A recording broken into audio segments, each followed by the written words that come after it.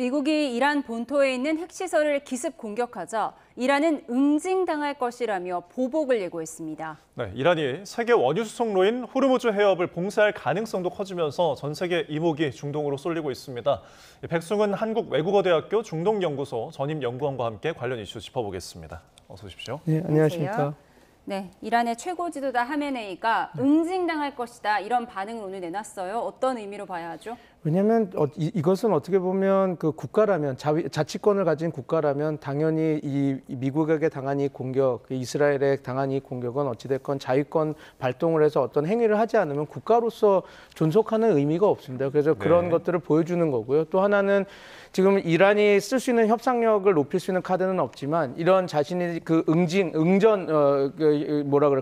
의지가 강해야지 협상력을 높일 수 있기 때문에 그런 측면에서 바라보면 될 것 같습니다. 저희가 이제 그래픽에 하메네이가 올렸던 SNS 글을 보여드리고 있는데 시오니스트가 이제 이스라엘을 지칭하잖아요. 근데 미국에 대한 언급은 없는 것 같네요. 그러니까 이게 미국과의 협상의 문을 닫지 않겠다라는 얘기죠. 원래 보통 그 미국에 대해서 그 악의 제국이다라는 표현도 있는데 이번에는 그 표현을 쓰지 않고 시오니스트 이야기만 했다라고 하는 것은 물론 이제 시오니스트를 돕는 미국도 거기에 포함되긴 하겠지만 이 미국과의 협상을 염두에 두고 특별히 그렇게 크게 자극하지 않는 그런 수사라고 보입니다. 네. 그렇다면 보복 수위가 관건인데 지금 당장 뭐 미국 본토를 공격하기는 힘들 거고 그래서 중동 내에 미군 기지를 거론되고 있다고 하는데요. 그 가능성은 어떻게 보세요? 이게 제일 가능성이 높은 타겟이죠. 왜냐하면 지금 이란이 쓸 수 있는 자신들의 그 타격 수단이 상당히 제한되어 있습니다. 우리가 아는 것처럼 탄도미사일은 지금 제공권을 다 뺏긴 상황에서 그 효력이 반감돼 있고 그러면 지금 말씀하신 대로 먼 거리나 이스라엘에 대한 직접 타격은 좀 쉽지 않은 상황이고 그렇게 된다면 지금 불란전 세력인 그러니까 소위 말해서 그 대리전 세력인 그 시리아나 그 이라크에 있는 시아파 민병대들은 아직도 활동할 수 있거든요. 그래서 그들을 이용한 드론을 이용한 혹은 비대칭 그 무기를 이용한 그 미군 시설 타격 같은 그런 공격은 충분히 가능한 거라서 왜냐하면 또 이것은 또 전면전으로 가지 않고 어느 정도 수위 조절을 할 수 있는 공격이거든요. 그래서 충분히 그 가능성이 높아서 지금 그래서 미국도 이게 가장 그 공격을 당할 그 가능성이 높은 옵션이라서 여기에 되게 주의를 드리고 있는 상황이죠. 뭐 중동의 충돌이 어제 오늘 일이 아니어서 쭉 있어 왔잖아요. 과거의 전례는 어땠습니까? 과거에 지금 뭐 이런 소위 말해서 이게 계속 이렇게 충돌을 했는데 요번에 이렇게 지금 그 호르무즈 해협을 봉쇄하겠다라고 이렇게 얘기하는 정도의 수준을 올린 거는 요번이 거의 처음 아닐까 싶습니다. 왜냐하면 지금 어찌됐건 의회에서 의결된 상태에서 지금 최고 그 안보회의에서 결정만 하면 되는 상황이거든요. 근데 이건 이 정도까지 그러니까 절차를 받아서 수위를 밟은 것은 요번이 처음입니다. 그래서 그 호르무즈 해협을 막겠다고 이야기를 했던 거는 총 4번이 있었는데 그리고 실제로 제한적으로 봉쇄된 적은 한 번은 있었습니다. 그래서 그러니까 1994년에서 1984년에서 88년 이란 이라크 전쟁이 됐을 때 소위 말해서 탱커 전쟁이라고 해서 이라크하고 이란이 서로 유조선을 공격하는 사건이 있었거든요. 왜냐하면 서로 힘들게 만들려고요. 그때 이란이 호르무즈 해협에 기뢰를 150개 설치한 적이 있습니다. 그래서 미국의 그 함대도 한번 침몰할 뻔한 그런 사건이 있었는데 그때 한번 제한적 봉쇄가 있었고 그 다음에는 그 소위 말해서 2008년 미국이 핵 개발을 중단하라 안 그러면 타격을 하겠다라고 이렇게 군사업전을 쓰겠다 하니까 이란이 대규모 군사 훈련을 호르무즈 해협에서 했습니다. 그때 처음 호르무즈 해협을 막겠다라고 얘기를 해서 그때 처음 배럴당 147달러까지 올라갔거든요. 그때 막 진짜로 막힐 것 같아서 그런 때 한번 있었는데 그때도 봉쇄는 하지 않았습니다. 그 다음에 있었던 때가 2011년, 12년에 이란하고 미국과 EU가 이란의 그 원유 수입을 아예 원천 이제 금지하겠다라고 해서 이란이 너무 분노를 해서 그때 처음으로 요번에 했던 것처럼 의회에서 봉쇄 의결안을 올리겠다라고 그렇게 협박까지 했는데 그때는 올리지는 않았습니다. 그래서 그때도 봉쇄는 되지 않았고 그 다음에 있었던 때가 2017년 트럼프 행정부가 처음 1기를 하면서 소위 말해서 맥시멈 프레셔 그러니까 최대 압박 정책을 해서 이란의 원유 수입을 0으로 만들겠다라고 했을 때 그때 이란이 한번 세게 이렇게 도발을 했었거든요. 그래서 기억하시겠지만 그때 미국의 정찰기도 격추시키고 사우디하고 일본의 유조선도 이렇게 공격을 해서 이렇게 잠깐 호르무즈 해협이 잠깐 막힌 적이 있었는데 그때 이후에 지금 최고의 수준으로 도발을 한 것이죠. 그리고 말씀드린 것처럼 절차를 밟아서 이 정도 수준까지 우리가 호르무즈 해협을 막을 수 있다라고 얘기한 것은 이번이 처음입니다. 예, 그러니까 호르무즈 해협 봉쇄 가능성은 뭐 꾸준히 제기돼 왔지만 실질적으로 완전히 봉쇄한 적은 없었던 건데 이번에 만약에 봉쇄하기로 한다면 구체적으로 어떤 식으로 봉쇄를 한다는 걸까요? 그러니까 호르무즈 해협을 봉쇄한다라는 게 아마 지금 시청자 여러분도 좀 의아하실 겁니다. 어떻게 막겠다라는 건지. 그러니까 호르무즈 바다인데요. 뭐 우리가 보는 소위 말해서 이순신의 무슨 하객진으로 해서 방벽을 배로 만들 수 있는 것도 아니고. 근데 지금 아마 이렇게 될 것 같습니다. 지금 호르무즈 해협에서 가장 너비가 짧은 구간이 39km거든요. 39km. 그리고 분명히 거기 이란의 그 해협이 있을 겁니다. 영해로 포함되는. 거기에 만약에 하게 된다면 그 지역에 기뢰를 이렇게 설치하거나 아니면 그 지역을 지나가는 그 세력에게 소위 말해서 해상 대 해상으로 날아가는 미사일 혹은 지상에서 해상으로 날아가는 미사일로 공격을 하겠다. 그런 정도의 수준으로 지금 좀 약간 불안정 상태를 만들어서 자발적으로 상선들이나 유조선들이 그 지역을 통과하지 못하게 우회하게 그런 수준의 봉쇄가 되지 않을까 싶습니다. 왜냐하면 인터내셔널 시 그러면 그냥 정말 공해상에 모든 배가 지나갈 수 있는 곳에 기뢰나 이런 것을 하면 어떻게 보면 이것은 미국이나 이스라엘에게 이란을 공격할 수 있는 명분을 던져주는 거기 때문에 그 정도의 수준의 봉쇄는 하기는 쉽진 않고 이란의 공해상에 좀 약간 기뢰나 아니면 어떤 것을 배치를 해서 쉽게 상선이나 이런 것들이 가지 못하게 그렇게 막는 그런 봉쇄가 되지 않을까 싶습니다. 왜냐하면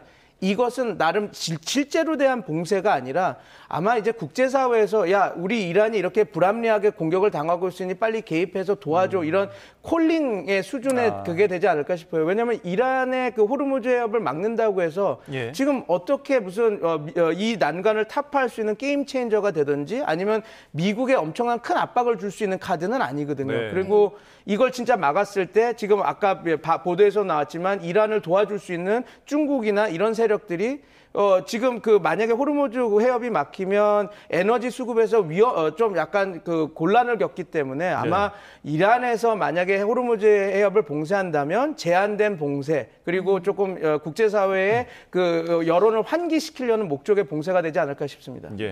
결국은 이제 호르무즈 해협 쉽게 말해서 이란 앞바다 정도를 이제 봉쇄할 가능성이 있다인데 그렇다면 이 반대편에 오만도 있잖아요. 맞습니다. 그러니까 결국은 우리나라의 이제 유조선이 어떻게 오가는지 이 영향성에 대해서 좀 궁금할 텐데 어떻게 그럼 수송을 해야 될까요? 만약에 어찌됐건 이란의 공해상에서만 기뢰가 하더라도 그 위험성이 있으니까 당연히 봉쇄 효과가 나오겠죠. 그러면 당연히 우리나라 입장에서는 타격이 좀 있을 겁니다. 왜냐하면 지금 호르무즈 해협의 봉쇄가 됐을 때 유가가 배럴당 $160 정도 갈 거라고 얘기를 하거든요. 2배 이상 오릅니다. 근데 우리가 납사라고 다 아실 겁니다. 나프타. 그게 우리 LG 석유화학이나 이게 다양한 석유화학 회사들이 납사를 받아서 그거를 이제 여러 가지 플라스틱 제품이나 만드는 건데 석유 달러가 $10 올라가면 납사는 $75 올라갑니다. 그러면 지금 중국과의 가격 경쟁에서 밀려서 되게 쉽지 않은 상황인데 유가가 2배로 오른다. $10면 $75 올린다니까 지금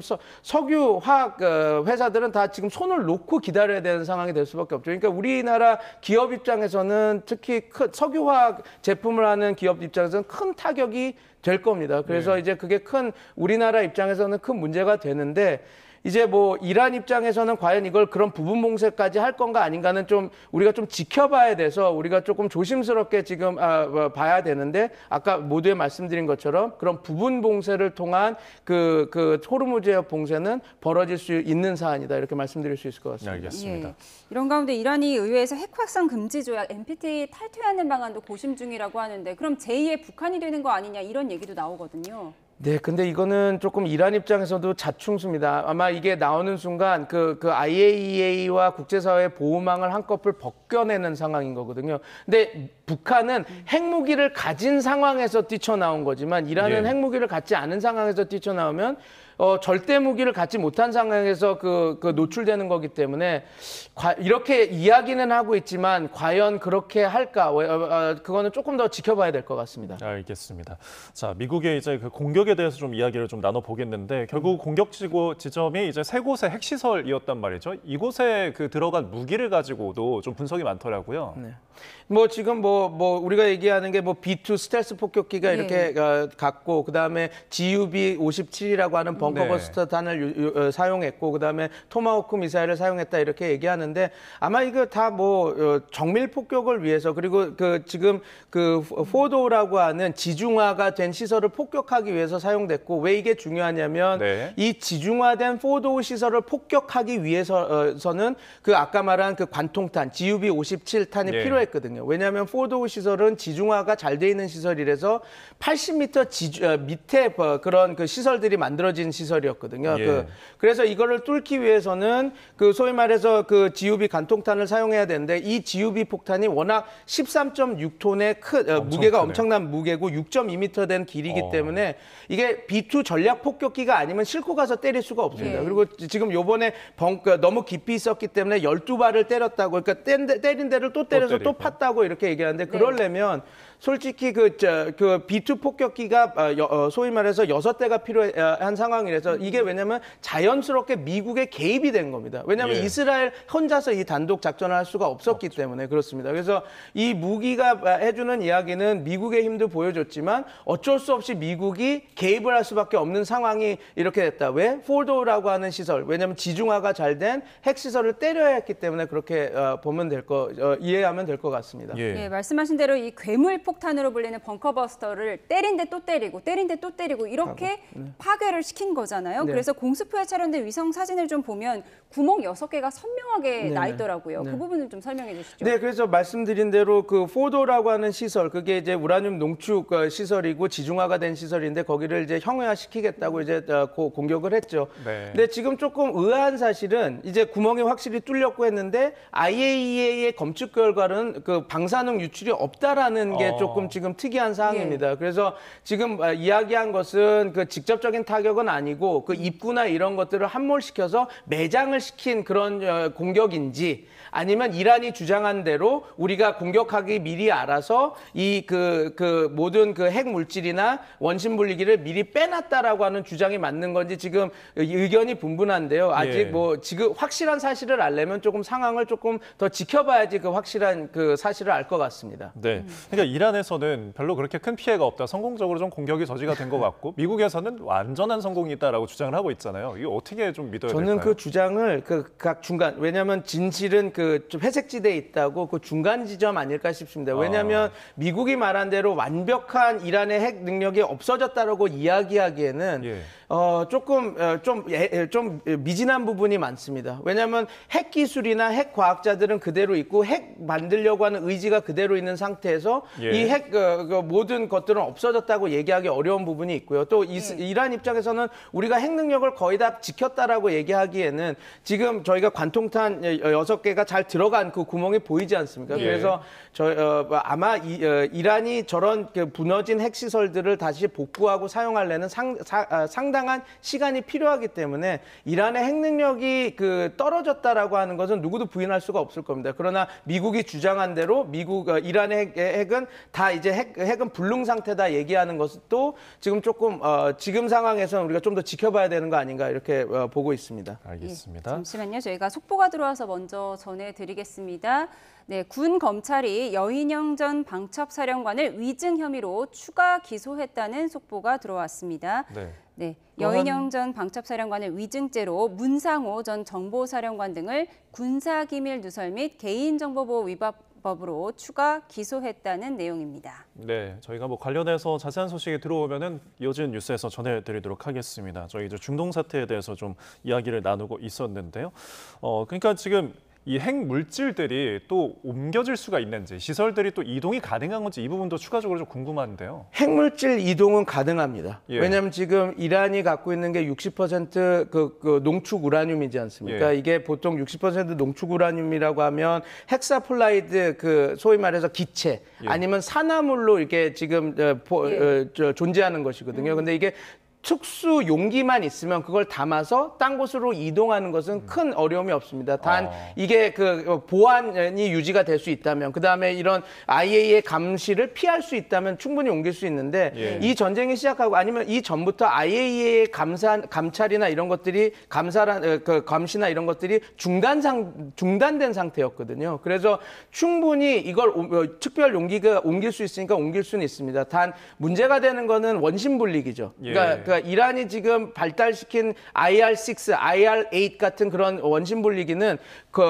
이미 거기 박혀 있는 원심 분리기 때문에 이동이 쉽지는 않습니다. 그런데 그 초기 모델인 AR-1이라고 하는 건 모듈형 그 원심 분리기거든요. 그런데 그거는 쉽게 이동할 수 있고 이미 나탄즈 시설에서 그렇게 이동하고 한 그 전례가 있기 때문에 충분히 옮길 수 있는 상황입니다. 그래서 지금 저도 좀 의아한 것은 그 핵물질, 핵반응에 지금 그 타격을 됐는데 검출이 안 되고 있고, 그리고 이란은 우리가 옮겼다라고 얘기하는 걸로 봐서는 어느 정도 일정 수준 그 408kg 축적됐다는 그 60% 농축 우라늄이 다른 곳으로 이렇게 이동되지 않았나 싶습니다. 그래서 알겠습니다. 트럼프 행정부도 그 얘기를 했죠. 우리가 지금 성공적으로 새 시설을 때렸는데 우리가 다른 핵시설도 알고 있다. 그것도 우리가 이란 너가 말을 듣지 않으면 타격할 것이다라고 얘기한 거에서는 또 그런 시설을 이미 미국도 알고 있고 이란이 그런 시설에 옮겨나지 않았을까 그렇게 분석할 수 있을 것 같습니다. 그런가 하면 트럼프 대통령이 백악관 워룸에서 이란 공습 관련 보고받는 모습이 좀 주목을 받았는데 마가 모자를 쓰고 있었죠. 좀 이례적인 모습이라는 평가인데 어떤 의미가 있겠죠.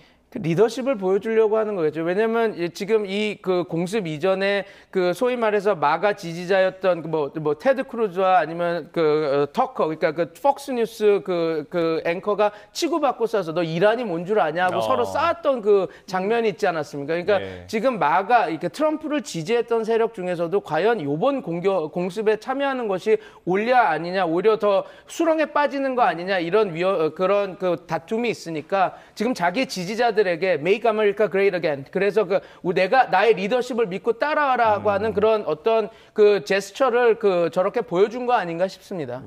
이번 뭐 공격에 대해서 정당성을 얻으려는 뭐 그런 뭐 이벤트라는 뭐 해석도 있는데요. 지금까지 저희 백승은 한국여대 중동연구소 전임 연구원과 이야기 나눠봤습니다. 오늘 말씀 고맙습니다. 고맙습니다. 감사합니다.